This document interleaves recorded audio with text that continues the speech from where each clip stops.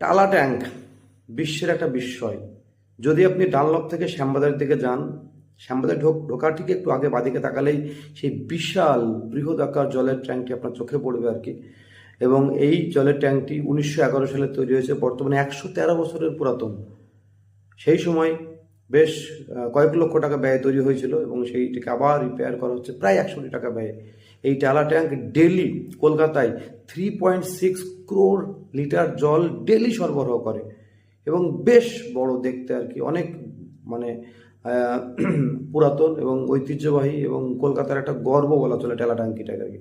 এবং এখানে একটা বলি, দুর্গাপুজো, টালা প্রত্যয়, টালা সার্বজনীন 2 থেকে 3টে খুব সেরা দুর্গাপুজো হয় আর কি। আপনি দুর্গাপুজো দেখা উপলক্ষে গেলেও আপনি এই জলের ট্যাঙ্কটি দেখতে পাবেন। সত্যি এটা আমাদের কলকাতার গর্ব, টালা ট্যাঙ্ক, যেটা কলকাতার অনেক মানুষের জল সাপ্লাই করে।